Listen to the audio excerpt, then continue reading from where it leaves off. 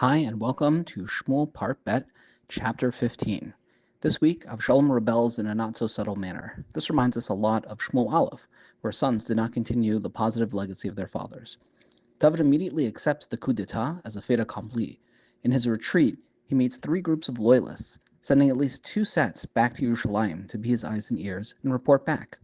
He refuses to let the Aron be misused again, and shows particular concern for his old advisor, Achitofel. Next time, we will see David's additional encounters.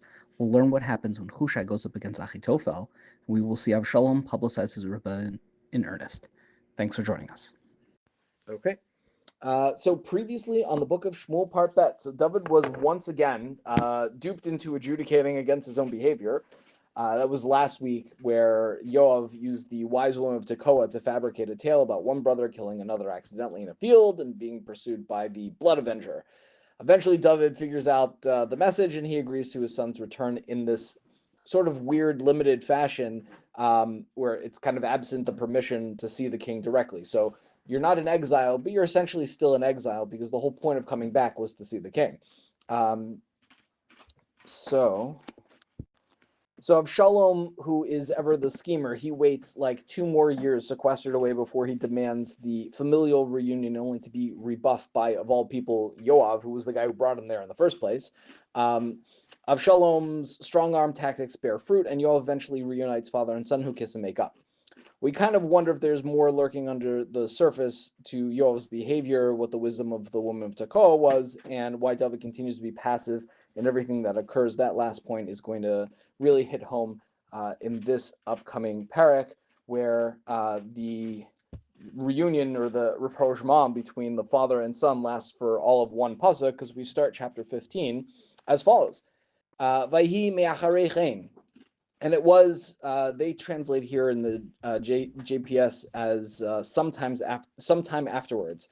But me'acharei chen is like immediately on the heels of what just took place. Vayas lo Avshalom merkava v'susim v'chamorim v'chamishim ish ratzim lefanav. And Avshalom makes for himself a chariot, horses, and 50 outrunners. I'm sure either the Dot Mikra or probably the Magid will have examples of this. This is like a standard kingly thing to do, is to have a chariot with people kind of running in front as your entourage. I think the most... Like, he doesn't waste any time. Right, he doesn't waste it. He doesn't waste any time from the end of the last parak was, oh, David and Avshalom are reunited, and they've rekindled their relationship. Bury the hatchet. And the beginning of chapter 15, Avshalom is right away giving signs towards his eventual rebellion. Right, that's the whole theme of this chapter is going to be Avshalom's rebellion, and it starts in earnest with the very first pasuk. Now, this is in the why Right. Why is the question, and why in such a immediate fashion, when we just got finished saying that Avshalom is the guy who bides his time. He waited 2 years before he killed Amnon for the rape of his sister Tamar. He waited more years in exile, and then he waited more years when he returned from exile. He's a very patient person. Why all of a sudden does he go from making up with his father to rebelling against his father in seemingly the span of one pasuk? Fair question. So my answer to that is that it actually is in slower stages than we realize. But I think what Avshalom is noticing is the same thing we've been noticing, which is that David is he's exceedingly passive. He's not the David of Yor, where he would stand up and make things happen. Instead, he's allowing things to happen to him. And so what I think Avshalom is doing here really is testing the waters. It's not out and out rebellion for the prince to have an entourage, right? If the prince goes and buys a Bentley, that's not necessarily a claim to the throne directly. It is certainly moving in that direction, because if we hearken back to Shmuel Part Aleph, chapter 8, the people ask for a king from Shmuel, and Shmuel is trying to dissuade them, and he tells them, you don't want a king because he's going to do all kinds of terrible things.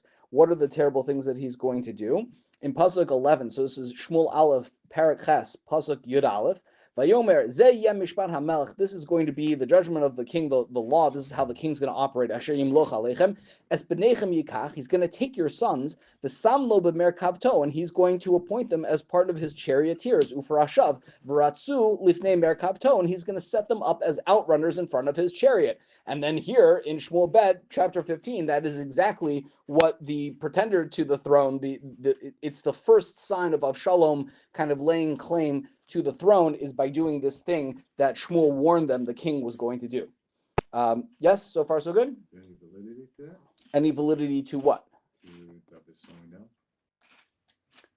Yeah, David is definitely slowing down. Is there anything in the Midrash about it being specifically Bentleys, or would he do Aston Martins as well? Aston Martins are, there's one, it's a minority opinion of the Aston Martins. Bentley is the one we paskin like. Oh, okay, very good. Okay, so let's keep going. Sorry, you were asking about David declining. No, I'm just saying, like, it's just, There's no indication that he's like in a mental decline, but he's certainly much more passive than he's ever been.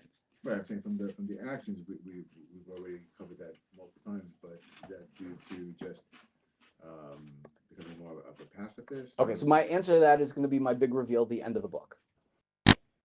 V'hishkim Avshalom v'amad al yad derech hashar. So Pasuk Bet tells us that Avshalom gets up early and he sits by the gates. That's where people would go for judgment. V'hi kol ha'ish asher yelo riv. Anybody who has a dispute, they would come lavo el hamelech. They want to come to the king lamishpat.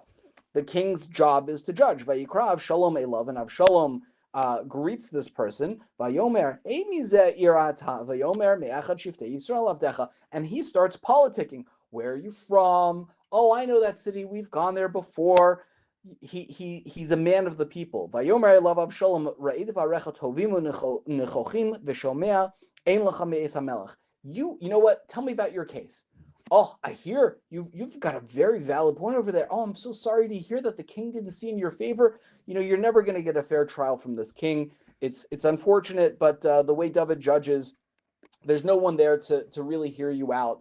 We saw this was kind of the concern of the woman to Tekoa in the last parak, where David said, go home and I'll let you know how things are going to play out. And she says, I know exactly what you mean. When you say that the king will judge this thing and take care of it, no one's ever gonna actually listen to what I have to say.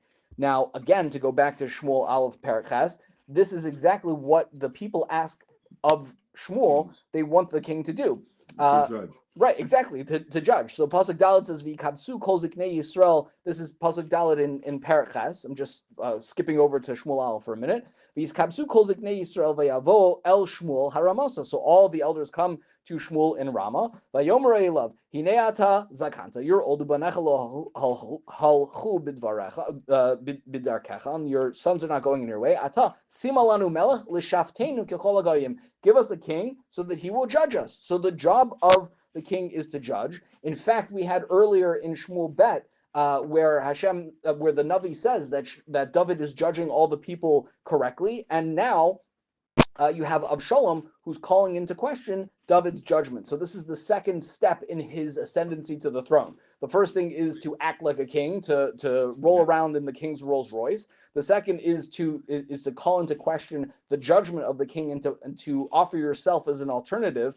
And that's what he does in the next pasuk. Vayomer Avshalom, mi simeni shofei ba'aretz. If only I were the king, v'alay kol ish asher yelo riv u'mishpat v'hitztaktiv, then I would make sure that everybody who comes to me would get what is was theirs by right. Exactly. I would be a much better judge, and therefore, by implication, a much better king than David would be. Yes. Yeah. Wait, don't we have like a Gemara that like directly contradicts all this? That like, isn't there some Gemara that says that David did justice and like he would judge one way, and whoever he said was like the liable party, he would give him out of his own funds or something like that? Yes, yes, that is exactly correct. That's the psukim that I referenced before, where it says that David judged with mishpat and tzedek. That's where the Gemara comments and explains that he would find, the whoever was the guilty party. If they couldn't pay, he would pay out of his pocket to cover their expenses. So he was really trying to take care of people as best as he could. It seems that might have been true 7 prakim ago, but maybe that either fell into disuse, or he's sowing seeds over here. And we're going to see that Avshalom does more of that sowing of seeds. But what we're finding here as another pattern is David's judgment being called into question. After he has faulty judgment with Uriah and Bathsheba, then subsequent to that, he misjudges the situation with the story with Natan and the lamb. He misjudges the situation with the woman in Tekoa, and now Avshalom is saying that he's misjudging actual judgments as a result of his kind of no longer really being involved.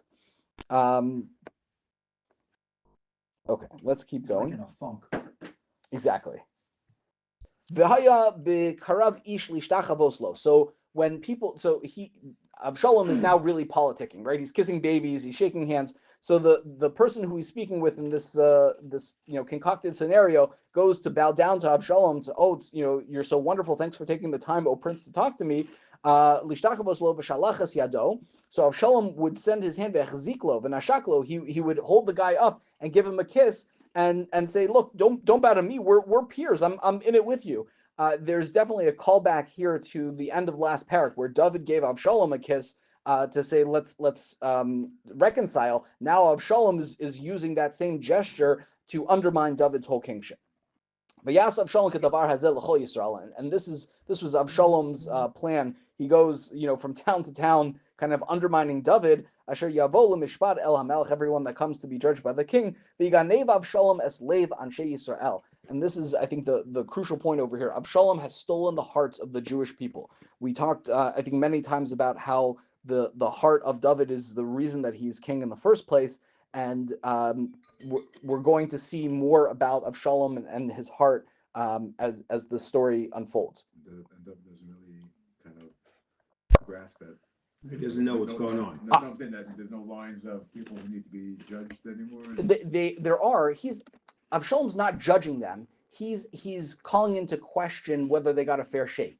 He's making them feel like they're not being heard. David might be doing the judgment, but Avshalom is there afterwards to put a spin on it. He's saying if he was president, inflation would be down on day one. Exactly. I thought he was pulling away customers. Not pulling away customers, but making them feel like they're not being well served. And to David's point, David doesn't seem to know what's going on, which reflects back on him being kind of out of it. And it's in direct contrast to the woman of Tekoa who says to David, "Oh, you know everything that's going on in the world. You were able to see through my ruse." Here we get the exact opposite of David not knowing what's going on in his own backyard, so to speak. His own family. Right. Is he viewing this as all punishment?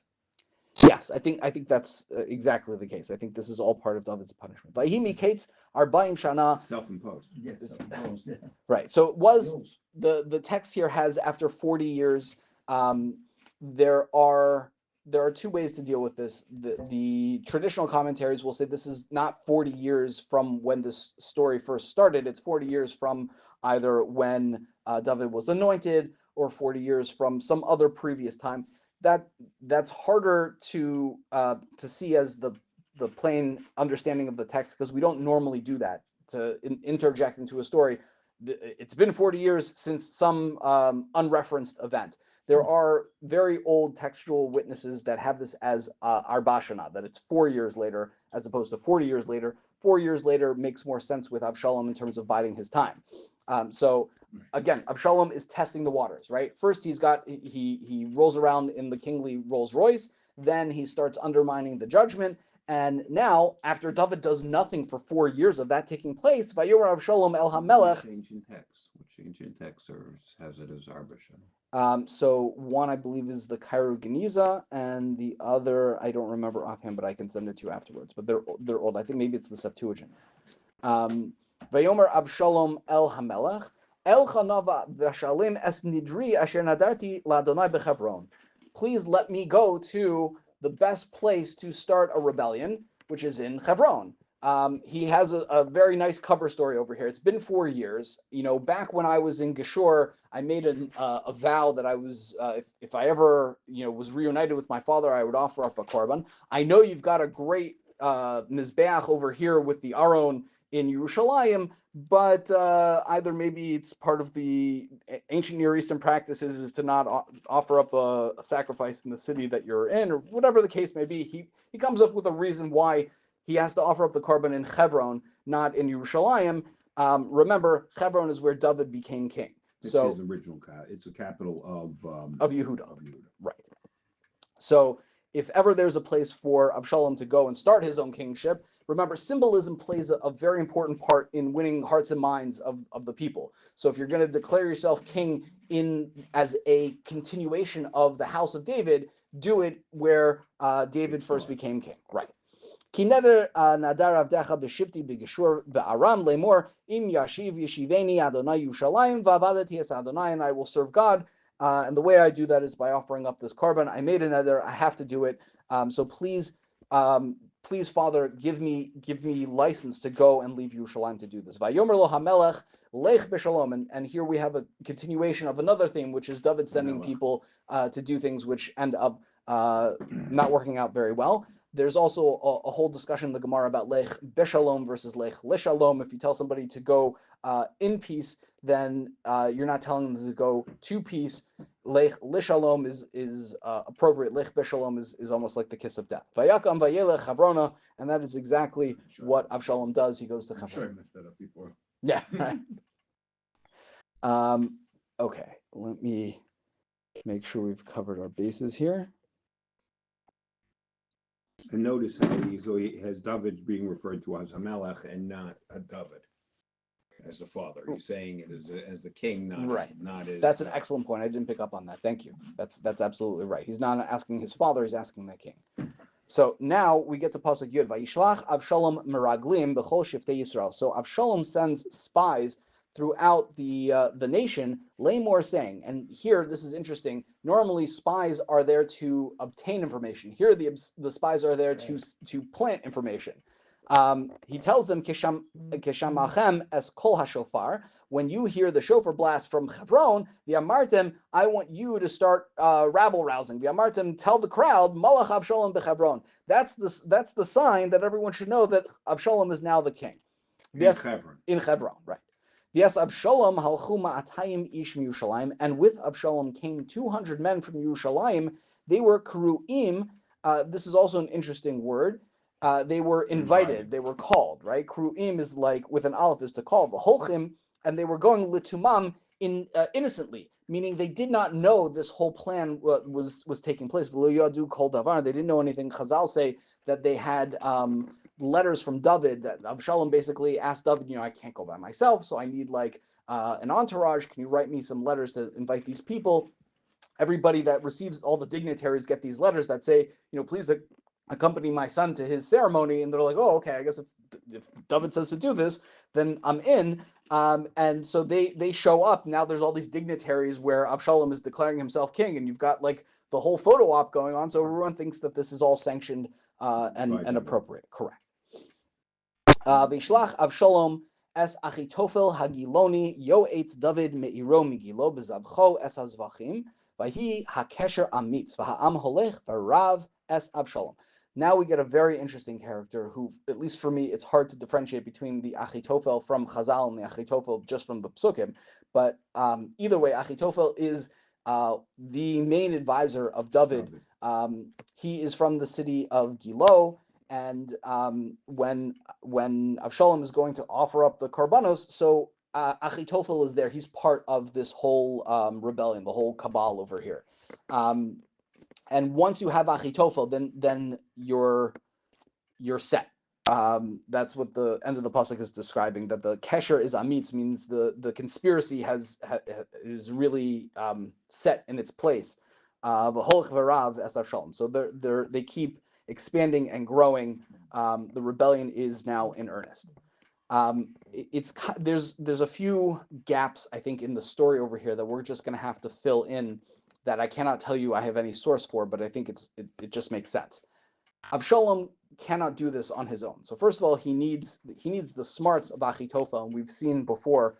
All of the advisors tend to give very, very bad advice. The other thing, and that's going to continue to be true as we go along. The other thing that Avshalom needs is no Yoav.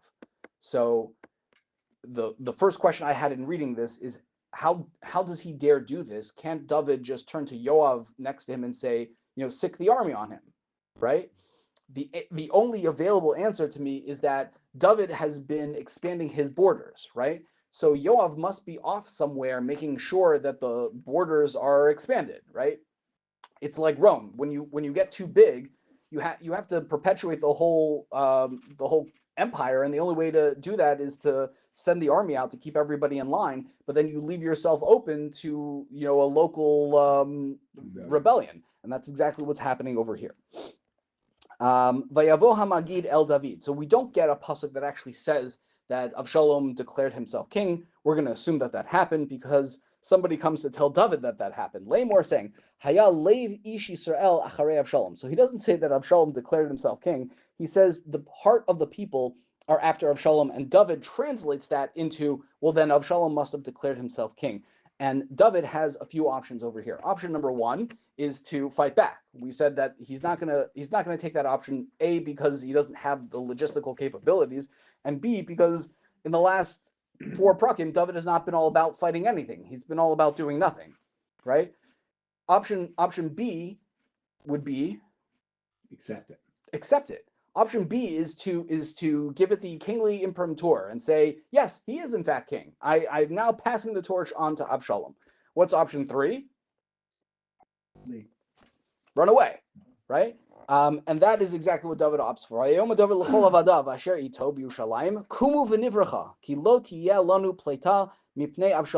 We have to get out of Dodge. There's no way that we can be safe because Avshalom is going to make a beeline straight from Hebron back over here. Maharula lechas, hurry up and leave.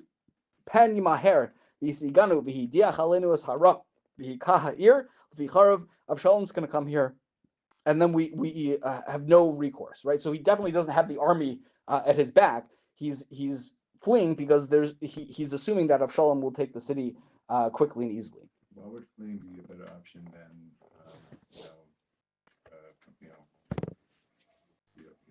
the second option? Than saying Avshalom is king? Yeah. Because he said he might get killed. But if he endorses him, Yeah. he took his sister. Avshalom took his sister. So took whose sister? Avshalom took his half sister. Yeah. So more the guy doesn't necessarily have morals. No, he didn't sleep with his half sister. That was Amnon. That was Amnon. Yeah. Maybe he doesn't think he should be king.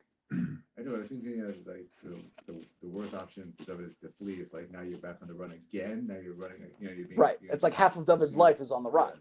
Yeah.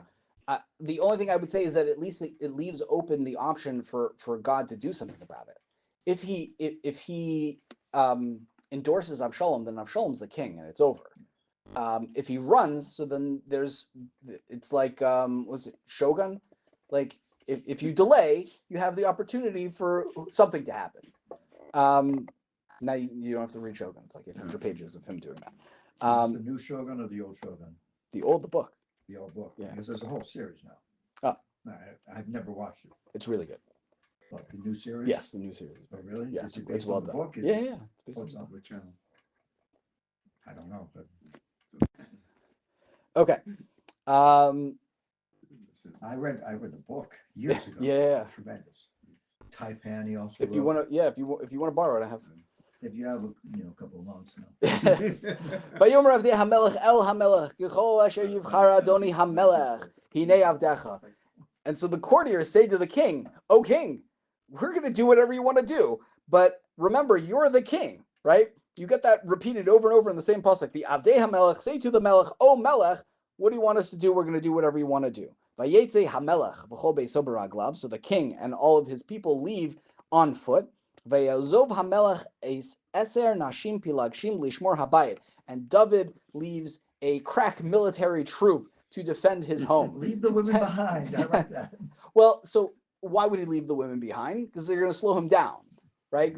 The assumption is the women and the small children, and the women are not made for battle. So what benefit is he going to have to take the women along with him? That is, I think, the most cynical reading I can offer. I'm going to offer a radically different reading, which is maybe even more cynical when we get to the end of the book. Okay, we did that. Also understand the concubines are political marriages. So that's exactly right. So there's no need to take the political marriages if you're no longer in politics. Right. And that being said, one step further, they're politically safe, because if they were to be killed, that would present problems with their budding neighbors. Oh, that's interesting, because they come from other nations. They come from other nations as peace offerings. Right. And if you mess with those peace offerings, their fathers won't be right. happy. You've ended the treaty. And they stop at, must have been some symbolic place. This is like the last house out of town. Ovrim al yado, and all of David's servants are now passing before him. The whole hakresi v'haplesi, we talked about those maybe being like David's shock troops. The whole hagitim, and also there's another group of people who are traveling with David. They are people from the town of Gath. You may remember Gath from such prakim as like all of Shmuel previously. Gath is the town where David fled to with the king Achish over there, the Plishti king. So apparently, David has a whole bunch of these people from Gath. In fact, there's Sheish Meos Ish, 600 of them, Asher Ba'u Baraglav, that came on foot, Migat, Ovrim al Pnei HaMelech. They're also kind of passing by and in a show of fealty to the king. We're with you even in exile. Now, this is fascinating because this is essentially, well, actually, let's read one more pasuk and then I'll kind of go into this. Vayomer HaMelech el Ittai Hagiti, and David says to the well-named Ittai Hagiti. Ittai means like with me, like my guy. This is my guy, the Giti guy. He says to him, Lama telech gam ata itanu, what are you doing traveling with us? Shuv, go back. V'shevim HaMelech, go back to HaMelech. Who's David referring to here? Avshalom. He's referring to Avshalom as the king. You can't abdicate any more than that. You're already in exile from your place, meaning you were exiled from Gath. You came to us. Now you're going to be exiled from Yerushalayim. Like you're an exile of an exile at that point. Like it's a terrible thing for you. Now, this is wild for a number of reasons. One is because that portrays Ittai as essentially David. David was the guy who was exiled from the king, who went with 600 men, the exact same number, to Gath, and pledged his loyalty to the king of Gath, only to be told, you can't come with us to our battle against the Jews, you have to go back, right? So you're getting the exact same story over here, and it gets even better when we get to Ittai's response in two more psukim. Tmol bo'acha v'hayom aniacha imanu laleches v'ani holech al asher ani holech shuv v'hasheves achecha imach chesed v'emes. Only you came here like a day or two ago. I'm not going to make you wander around with everybody. Me, where am I going? I'm a holech shuv wherever. I'm going here and there. Take all your kinsmen and go back in true chesed v'emes. We're going to leave that untranslated for a minute. Vayan Ittai es hamelech, and so Ittai responds to the king as follows: Vayomer Chai Adonai v'Chai Adoni hamelech. I make an oath, says Ittai, ki b'makom asher yesham Adoni hamelech, wherever you are, im lamaves im lachaim. I don't care, and this is a little scary the way he phrases this, whether it's for death or even maybe for life. Like usually it's for life or for death, but okay, he flipped it around over here. Ki sham yiyeh avdecha, wherever you are, that's where I, your servant, will be. This conversation might remind you of another conversation, which is Ruth. Exactly right. This is the story of Ruth following Naomi, right? Ruth is the foreigner who pledges to go after her mother-in-law. Wherever you go, I go. Only Hamavas Yafri Beinu Beinech, right? That's where David's whole story originates from, and Ittai is a replay of that exact same story. The only difference is that over here, David says, okay, you made an excellent point. And there's many reasons for that, but I think the easiest is that logistically, it's very helpful to have 600 mercenaries, helping you in your escape. Vayomer David el Ittai, lech v'yavor, v'yavor Ittai hagiti v'chol anashav v'chol hataf asher ito. So the way this sound, the way everybody reads this is when David says lech v'avor, he means like you're coming with us. That's like Rashi, Marikara, like everybody. The problem I have with this is that he's bringing the kids. So he says to him, you can come with us. So Ittai and all of his men and all of their children, just like when David was running away, he had his 600 men with their families in tow. So Ittai and his plishtim, or his people from Gath, also have their family in tow, and David's allowing them to come along. That doesn't make sense for a few reasons. We know from Yaakov's conversation with Esav that when you have little kids, you can't travel as fast, right? If you're fleeing for your lives, the last thing you want to do is bring the people who are going to slow you down and add no military value. Right, he just left the Pelagshim, and we're going to see but you're reading it wrong because, yeah, he's fleeing. Okay, he's fleeing because he needs protection and he can't stay there. Right. Okay, now he has them. Them as 600 strong people who can fight. So now it's not a question I have to go fast because I can go any speed I want. I have my mercenaries with me. Okay, that's fair. There's no need for me to be afraid anymore. I've got 600 people on my side. That's fair. I think that's a fair enough reading. The only thing I will point out, we'll get to in a minute, somebody else comes to meet up with David. Like we get, and the people of Gath actually were very strong fighters. Yes, that is definitely true. So we're talking about a strong militia here. Somebody else comes in a few psukim to meet up with David, an older man, and David says, you can't come with us because you're going to weigh us down. You're going to slow us down. So it seems to be a concern of David's, unless, and I will agree with you when we get there and you tell me, well, he's just really blowing him off. It has nothing to do with that. I think that's also a fair response. Okay, so he goes with the kids as well. V'chol haaretz bochim kol gadol v'chol ha'am ovrim v'hamelech over b'nachal Kidron. There's a nice picture of Nachal Kidron. I was just there a month ago. V'chol ha'am ovrim al pnei derech es hamidbar, and they're crossing over on their way to the midbar. V'hinei gam tzadok. Looks like he's still got some support. Yeah, he definitely. Yeah, he definitely has people that are joining him. V'hinei gam tzadok v'chol ha'leviim ito nosim es Aron bris ha'Elohim v'yatziku es Aron ha'Elohim v'yal Yasar ad tom kol ha'am la'avor min ha'ir. So Tzadok appears with all these Leviim carrying the Aron of Hashem. They set the Aron down until everyone had finished marching out of the city, and Avyasar also came. So this reminds us of the crossing of the Yarden. When they crossed the Yarden, they brought the Aron out, and the Aron split the Yarden, and so everybody passed over, and then the Aron came afterwards. What David does over here is fascinating. Vayomer HaMelech leTzadok, Hasheves Aron ha'Elohim ha'ir. Don't take the Aron with us into exile. Bring the Aron back to Yerushalayim. Im emsachem b'nei Adonai. If I find favor in the eyes of God, v'heshivani v'hirani also v'yesnavehu. Please, like God willing, I'll be able to come back and see the Aron in its its beautiful setting. But I'm not going to have the Aron come with me into exile. The reason that is so fascinating is because it is a callback to the beginning of Shmuel Alef. In Shmuel Alef, Eli's sons put the Aron in service of their conflict, right? They bring the Aron out to the battle with the Plishtim, even though they weren't supposed to, and they lose the Aron. Here, David says, I will not put the Aron in service of my conflict. You leave the Aron over there, and God willing, I won't be lost. I'll be able to come back to see the Aron itself. If God should say, I'm not interested in you,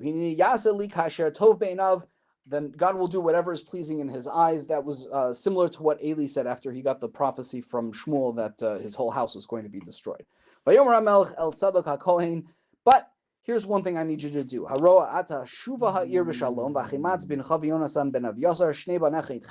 Go back to the city, and you've got your kids Achimaaz and Avyasar, the son of Yonatan. I'm going to be in the Arvos, the wilderness for a certain amount of time. Ad bo davar mi'imachem lahagidli. I want you to keep me informed. So he's starting to form his own little spy network in Yerushalayim. Vayashav tzadok ve'Evyasar es Aron. So they listen to David. They return the Aron Elohim Yerushalayim vayeshvu sham, and they stay in Yerushalayim. The David ole b'ma'aleh hazesim.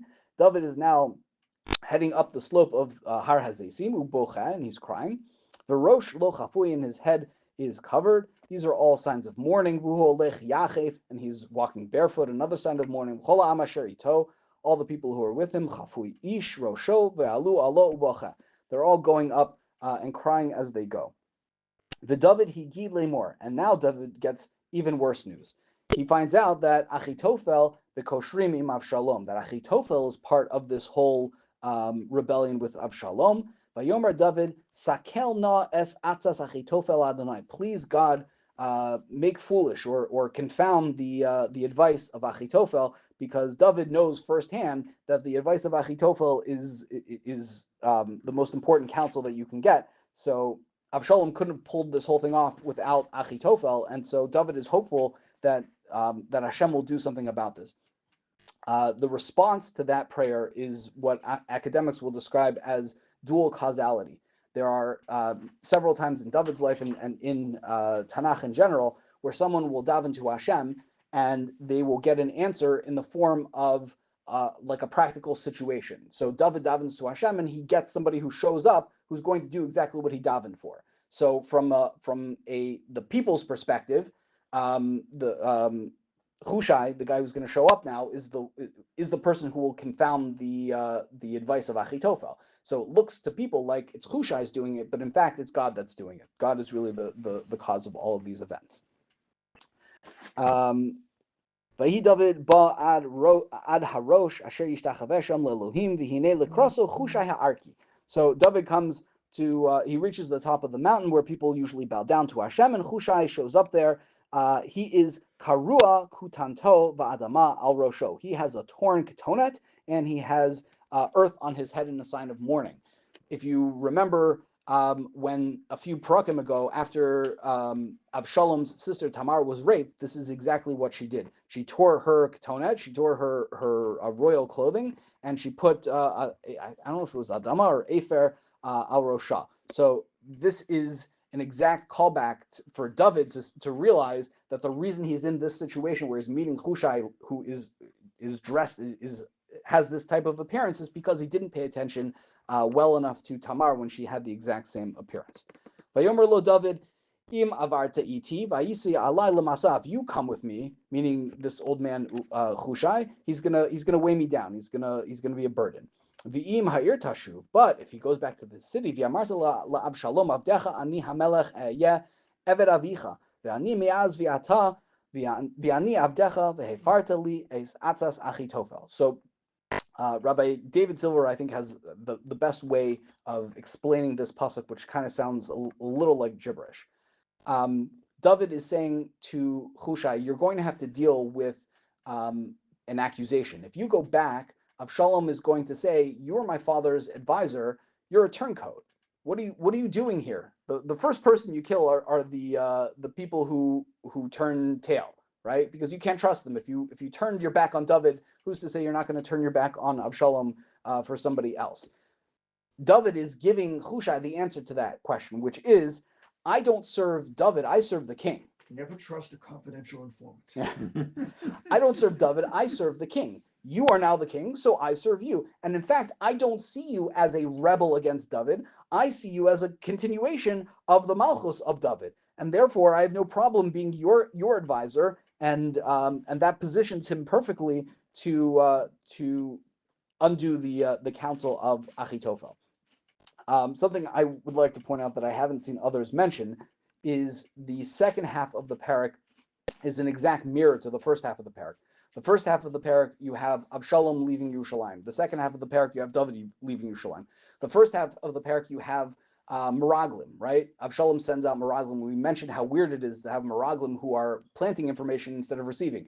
The second half of the parak, David sets up Meraglim to receive information and then pass that information on to him of what's going on. the first half of the parak, we had these 200 men who we said there was this weird word. They were kru'im. They were invited, right? That's a very unusual word. Over here, you have Hushai showing up, and his clothing is karua. It's a different word, karu'im with an aleph versus karua with an ayin, but I think there's a little bit of wordplay and sound play going on there. The first half of the parak is the rebellion against David. The second half of the parak is the response, is the mirror image of David's response to that rebellion. Vayomer lo David ima varti iti vayisa. I'm sorry, we read all that, and he talked about confounding the advice of Achitofel. The other thing that's I think interesting is that until David found out that Achitofel was involved, everything was still passive. He never he davened to Hashem to have Achitophel's advice thwarted, but he didn't really, he hasn't taken any practical steps in that direction until Hushai shows up and he says, okay, I need you to actually do something for me. Everybody else, he said, okay, either you're coming, not coming, whatever the case may be, we're still leaving. Now David is starting to kind of wake up and try to do something to save his own skin. V'halo imcha sham tzadok ve'evyasar hakohanim v'haya kol hadavar asher tishmam b'beis hamelech tagil letzadok ule'evyasar hakohanim. There's a whole spy network, says David. Don't worry, you're not in this alone. There's people that you can talk to. They're going to feed me information. Hine sham imam shnei b'neihem achimatz letzadok v'yonasan le'evyasar ushalachtem beyadam elai kol davar asher tishmo. Keep me informed. I have messengers that will be able to tell me everything that is going on. Vayavo Hushai Rea David, and Hushai, the friend of David, comes back to Ha'ir, Yerushalayim. Avshalom arrives at the same time also to Yerushalayim.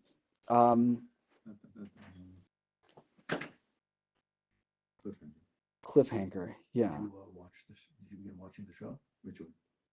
What you said, David? No. That's of David. You did. You watched it? I did. I tried to watch it last night, but it didn't start till today, right? Dropped on Yes. 27. On 27? Yeah, Yeah, today. today. I was like, last night, 11 o'clock now. Like, damn that motion. What is he talking about? It's still not available. It's always much. Okay, my fault.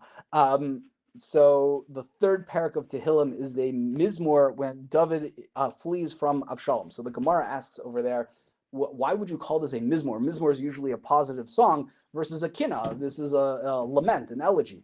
The Gemara answers that David looked at this in the best possible light. He's like, look, if someone's going to be chasing me to kill me, let it be my son and let it not be an enemy, yeah, or a stranger, exactly.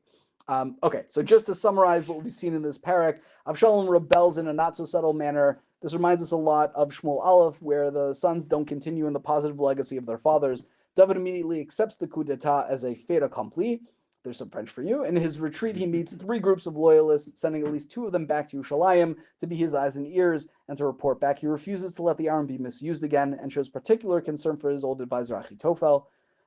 Next time, we're going to see David has some additional encounters on his way out. We learn what happens when Hushai goes up against Achitofel, and we will see Avshalom publicize his rebellion in earnest. This is the end, beautiful friend. Thank you for joining us on our journey of learning, and I hope you will tune in for another episode soon, Mirz Hashem. Be well.